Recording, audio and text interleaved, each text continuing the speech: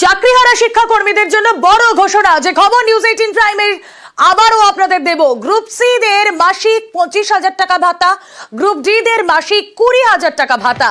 নবান্নের চাকরিহারাদের বৈঠকে বার্তা মুখ্যমন্ত্রীর, মামলার নিষ্পত্তি না হওয়া পর্যন্ত এই ভাতার সিদ্ধান্ত।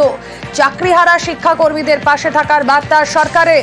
নবান্নে চাকরিহারা শিক্ষাকর্মীদের সঙ্গে বৈঠক মুখ্য সচিবের, আর সেখানেই মমতা বন্দ্যোপাধ্যায়ের ঘোষণা, বড় ঘোষণা। গ্রুপ সি দের জন্য মাসিক 25,000 টাকা ভাতা, গ্রুপ ডি দের জন্য মাসিক 20,000 টাকা ভাতা।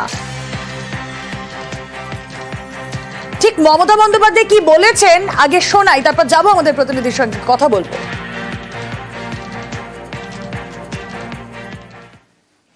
আমি এটা বলবো, আমরা যতক্ষণ রিভিউ করতে না পারছি এবং একটা ফয়সালা না হচ্ছে, ততদিন গ্রুপ সি যারা আছে তাদের একটা 25,000 টাকা করে, আর গ্রুপ ডি যারা আছে তাদের 20,000 টাকা করে একটা সোশ্যাল সিকিউরিটি যে স্কিম আছে আমাদের লাইফ অ্যান্ড লাইভলিহুডের, সেটা যদি ওরা রাজি হয় তাহলে যতক্ষণ রিভিউ না হচ্ছে আমরা এটাকে চালাতে পারি। কথা বলবো আমাদের প্রতিনিধি সোমরাজ বন্দ্যোপাধ্যায় রয়েছেন সঙ্গে। সোমরাজ, মামলার যতদিন না নিষ্পত্তি হচ্ছে, রাজ্য সরকার যে ঘোষণা করে, মমতা বন্দ্যোপাধ্যায় যে ঘোষণা করলেন, এই ভাতা চাকরিহারারা তারা পাবে, কিন্তু মামলার নিষ্পত্তি দ্রুত হওয়ার আকাঙ্ক্ষাই রয়েছে চাকরিহারাদের।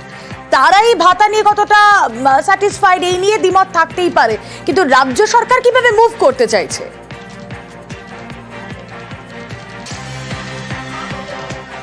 দেখো, প্রথমেই তোমাকে বলি যে একটা বড় দুশ্চিন্তার জায়গা ছিল শিক্ষাকর্মীদের কাছে, যে যেখানে তাদের সবার চাকরি বাতিল হয়ে গিয়েছিল, ফলত তাদের এই যে তারা প্রতি মাসে বেতন পেতেন, তাদের লোন দিতে হতো, তাদের ওষুধের টাকার খরচ থাকতো, তো সেই জায়গাটা কিভাবে তারা সমাধান করতে পারবেন এই নিয়েই মূলত তারা অনশনে বসেছিলেন।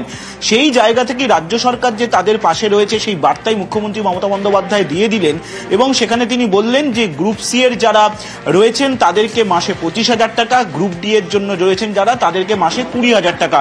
রাজ্য সরকার তাদেরকে বিশেষ ভাতা দেবে যতদিন না পর্যন্ত মামলা নিষ্পত্তি রয়েছে।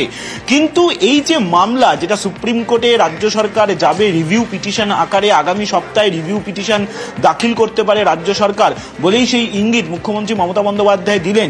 সেই রিভিউ পিটিশনের ক্ষেত্রে একাধিক আশঙ্কার কথাও শিক্ষাকর্মীরা বলছেন বৈঠকে। তোমাকে জানিয়ে রাখি, এখনো বৈঠক চলছে নবান্ন সভাঘরে, সেই বৈঠক শেষ হয়নি।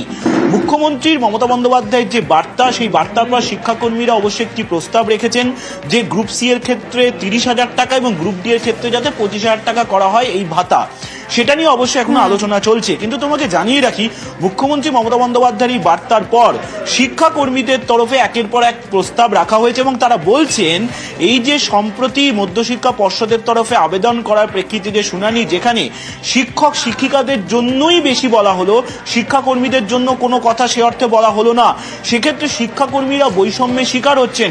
তাদের তরফে আজকের বৈঠকে আরো বেশ কিছু দাবি রাখা হয়েছে। তারা দাবি রাখছেন এখন প্রথমত এই যে টেন্টেড এবং আনটেন্টেড লিস্ট, যোগ্য এবং অযোগ্যের যে তালিকা, যেটা শিক্ষক শিক্ষিকাদের জন্য ইতিমধ্যে ডিআইওদের অফিসে পাঠিয়ে দেওয়া হয়েছে, কিন্তু এসএসসি যাতে সার্টিফাই করে যোগ্য এবং অযোগ্য শিক্ষাকর্মীদের জন্য সেই তালিকা যাতে বের করে, সেই তালিকা যদি না বের করা হয় তাহলে যোগ্য যারা শিক্ষাকর্মীরা রয়েছেন, রাজ্য সরকার যখন সুপ্রিম কোর্টে রিভিউ পিটিশনের জন্য যাবে সেক্ষেত্রে তারা তখন হেরে যাবেন বলে আশঙ্কা করছেন, এবং সেই আশঙ্কার বার্তাই এখন মুখ্য সচিবের বৈঠকে তারা দিচ্ছেন বলেই আমরা সূত্র মারফত জানতে পারছি। তারা এটাও বলছেন যে তাদের যে সম্মান, সেই সম্মান যারা যোগ্য শিক্ষাকর্মী রয়েছেন তারা নষ্ট হয়ে যাচ্ছে সেই সম্মান, কারণ এসএসসি সার্টিফাই করে শিক্ষাকর্মীদের জন্য সেই কপি দিচ্ছেন না। এই আশঙ্কার কথাও তারা বলছেন। এখন মূলত মুখ্যমন্ত্রী মমতা বন্দ্যোপাধ্যায় যেটা জানালেন যে আগামী সপ্তাহে সুপ্রিম কোর্টে রিভিউ পিটিশনে যেতে চলেছে রাজ্য, সেক্ষেত্রে শিক্ষাকর্মীদের তরফে কি কি বিষয় রয়েছে, আলোচনা রয়েছে, সেগুলো রাজ্য সরকারের তরফে মুখ্য সচিব সেগুলো এক এক করে নোট করছেন। তার কারণ শিক্ষাকর্মীদের যে দাবিগুলি, সেই দাবিগুলো রিভিউ পিটিশনে উল্লেখ করা হবে। কিন্তু আপাতত যেটা স্বস্তির জায়গা, যেটা নিয়ে শিক্ষাকর্মীদের একটা দুশ্চিন্তার জায়গা তৈরি হয়েছিল, কারণ শিক্ষক এবং শিক্ষিকাদের যে যারা অযোগ্য নন সেই তালিকা ইতিমধ্যে প্রধান শিক্ষক প্রধান শিক্ষিকাদের কাছে পাঠিয়ে দেওয়া হয়েছিল। গতকাল থেকেই প্রধান শিক্ষক প্রধান শিক্ষিকারা স্যালারি রিকুইজিশনের জন্য যে পোর্টাল, সেই পোর্টালে শিক্ষক যারা অযোগ্য নয় বলে বিবেচিত তাদের নাম ইতিমধ্যে আপলোড করার প্রক্রিয়া শুরু করেছিল। কিন্তু শিক্ষাকর্মীদের ক্ষেত্রে কি করা হবে সেটা তাদের কাছে স্পষ্ট ছিল না। মুখ্যমন্ত্রী মমতা বন্দ্যোপাধ্যায়ের ঘোষণার পরেই এটা অনেকটা স্পষ্ট হয়ে গেল। শিক্ষাকর্মীদের কাছেও এটা একটা দুশ্চিন্তার জায়গা ছিল, অবশ্যই সেটা স্পষ্ট হলো। কিন্তু এখন বৈঠকে এই আইনি আলোচনা চলছে এবং সেই আইনি আলোচনাতেই একের পর এক ইস্যু নিয়ে শিক্ষাকর্মীরা সরব হচ্ছেন বৈঠকে। নবান্ন সভাঘরে এখনো সেই বৈঠক চলছে। আচ্ছা, আমাদের নজর থাক সেই বৈঠকের কি আউটকাম হয়। আমরা নজর রাখি এবার চাকরিহারাদের দিকে, যেখানে আমাদের প্রতিনিধি সুস্মিতা রয়েছেন। তারা কি বলছেন এই ভাতা নিয়ে? সুস্মিতা।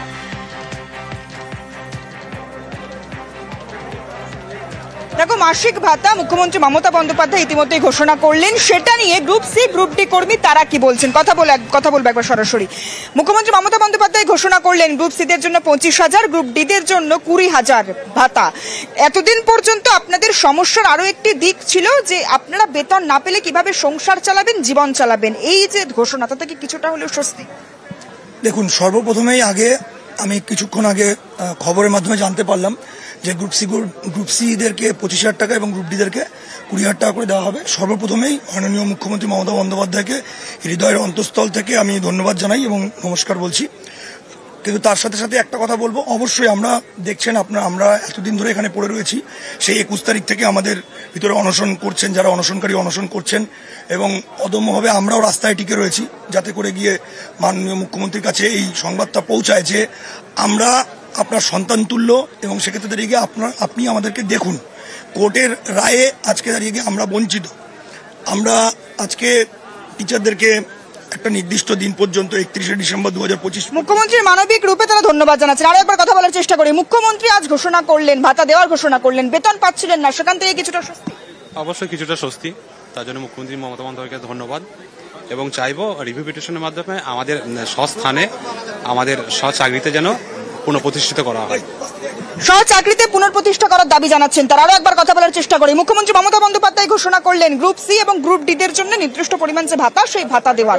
এতে যে সমস্যা ছিল আপনাদের, বেতন না পেলে সংসার চালানোর সমস্যা, জীবন কিভাবে চলবে, সেই সমস্যা থেকে মুক্তি পাবে। সমস্যা থেকে কিছুটা হলেও মুক্তি পেয়েছি। যাই হোক, মমতা বন্দ্যোপাধ্যায়কে অসংখ্য ধন্যবাদ এই কারণের জন্য যে আমরা যদি বেতন না পেতাম, ওই কারণের জন্য আমাদের অনেক অসুবিধা হতো। অনেকের লোন নেওয়া আছে, অনেকের বাবা মা অসুস্থ, অনেকের ছেলে পেলে সে রুটি রোজগার কোনো কিছুই হতো না।